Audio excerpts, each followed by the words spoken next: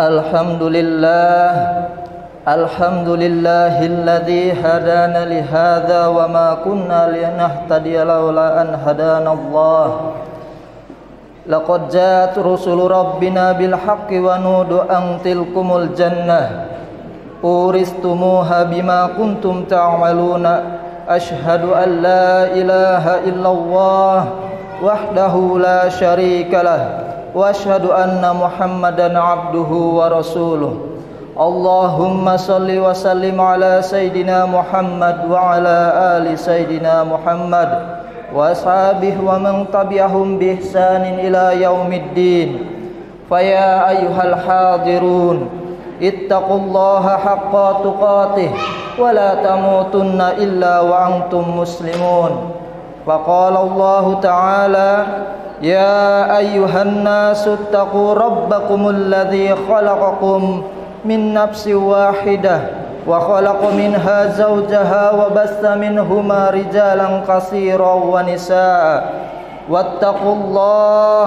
Wattaqullaha alladzi tasaaluna bihi wal arham innallaha kana 'alaikum raqiba. Allahumma 'allimna ma yanfa'una wanfa'na bima 'allamtana wazidna 'ilman wa arinal haqqa haqqan warzuqna ittiba'ah wa arinal batila batilan warzuqna ijtinabah. Ma'asyiral muslimin rahimakumullah. Segala puji milik Allah Subhanahu wa ta'ala, Tuhan yang telah menciptakan alam dan seisinya. Pada kesempatan yang mulia ini, khatib tidak bosan-bosan selalu mengajak kepada jamaah Jum'ah sekalian umumnya, khususnya diri pribadi khatib, untuk selalu meningkatkan ketakwaan kita kepada Allah Subhanahu wa ta'ala dengan cara menjalankan segala perintahnya dan menjauhi segala larangannya. Salawat dan salam marilah kita senantiasa haturkan kepada Rasulullah sallallahu alaihi wasallam, dan semoga juga mengalir kepada keluarganya, sahabatnya, tabi'in, dan kepada kita semuanya. Kelak di akhir kita tentu berharap menjadi umat yang memperoleh syafaat Nabi Muhammad sallallahu alaihi wasallam. Allah Ta'ala berfirman, wa atuhum mimma lillahilladzi atakum, dan berikanlah kepada mereka sebagian dari harta Allah yang dikaruniakannya kepadamu. Quran Surat An-Nur ayat 33. Secara lebih luas, ayat ini juga mengandung prinsip memberi bantuan kepada mereka yang membutuhkan, yang memiliki keterkaitan dengan konsep sedekah atau bantuan sosial. Namun konteks spesifiknya adalah membantu budak yang ingin membebaskan diri, bukan pemberian nafkah kepada keluarga. Dalam ayat ini disebutkan malullah, harta milik Allah, artinya harta hanyalah titipan.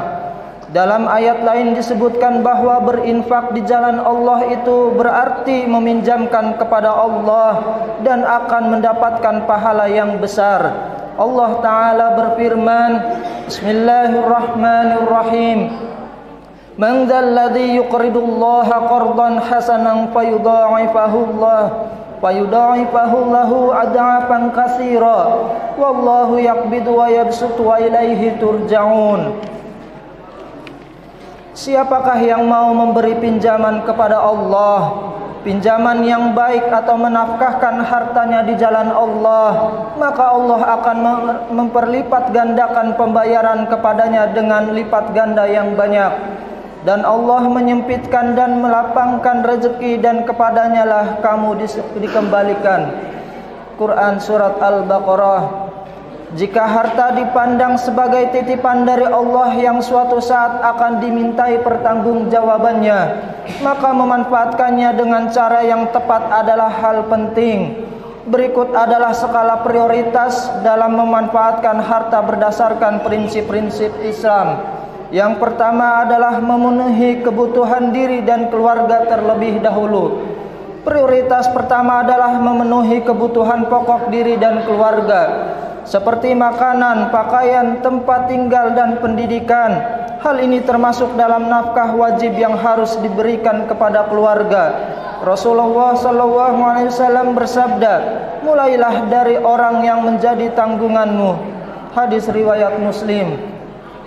Menunjukkan pentingnya memenuhi kewajiban ini sebelum yang lain. Yang kedua, yaitu membayar utang. Utang yang belum dilunasi harus diprioritaskan. Karena Islam sangat menganjurkan agar seorang muslim tidak menunda-nunda pembayaran utang. Utang menjadi kewajiban yang harus dipenuhi, baik kepada Allah seperti zakat yang tertunda, maupun kepada sesama manusia.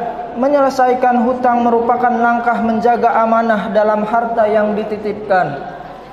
Yang ketiga, menunaikan zakat dan infak wajib. Zakat adalah salah satu rukun Islam yang wajib dikeluarkan bagi yang mampu. Zakat menyucikan harta yang mendatangkan berkah. Setelah zakat, infak wajib seperti kafarat atau denda atau najar atau janji yang belum ditunaikan juga harus diprioritaskan. Yang keempat, berinfak dan bersedekah di jalan Allah. Setelah kebutuhan pokok terpenuhi, Islam menganjurkan untuk bersedekah, memberikan pinjaman baik qardun hasan, dan mendukung kegiatan-kegiatan yang bermanfaat bagi umat seperti membangun masjid, madrasah, atau program-program sosial yang membantu kaum duafa. Ini termasuk bentuk meminjamkan kepada Allah sebagaimana disebutkan dalam ayat-ayat tentang qardun hasan. Yang kelima, investasi dalam aset yang halal dan produktif. Islam juga mendorong penggunaan harta secara produktif, seperti dalam investasi yang halal yang memberikan manfaat yang jangka panjang. Investasi ini bisa dilakukan dalam bentuk aset, bisnis, atau pendidikan anak yang akan memberi dampak positif di masa depan. Pilihan investasi harus dipastikan sesuai dengan syariat, seperti dalam bentuk mudharabah atau kerjasama bisnis yang jujur. Yang keenam, tabungan untuk keperluan darurat dan masa depan. Menyisihkan sebagian harta untuk kebutuhan darurat atau masa depan adalah langkah bijak dalam pengelolaan harta. Dengan adanya tabungan, seorang muslim lebih siap menghadapi kondisi tak terduga seperti sakit, kehilangan pekerjaan, atau biaya pendidikan. Namun tabungan tidak boleh disimpan secara berlebihan atau bertujuan menumpuk harta tanpa manfaat. Demikian khutbah Jumat pada siang hari ini. Harta hanyalah titipan dari Allah yang harus dikelola dengan penuh tanggung jawab dan dipergunakan sesuai dengan ketentuannya. Mari kita manfaatkan harta tersebut di jalan yang halal dan bermanfaat sebagai wujud syukur serta ketaatan kepada Allah Ta'ala. Kami berdoa kepada Allah agar dimudahkan dalam mencari rezeki yang halal, dimudahkan untuk menyalurkannya pada yang halal, dan digunakan untuk berinfak di jalan Allah. Barakallahu li wa lakum fil Qur'anil azim wa nafa'ani wa iyyakum bima fihi minal ayati wa dzikril hakim wa taqabbala minni wa minkum tilawatahu innahu huwas samiul alim. Aqulu qawli hadza fastaghfirullahal azim innahu huwal ghafurur rahim.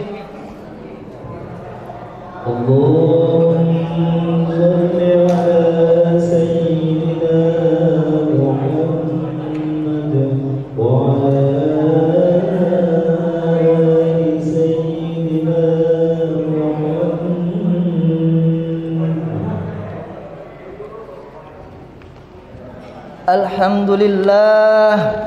Alhamdulillahilladzi an'amana bi ni'matil iman wal islam.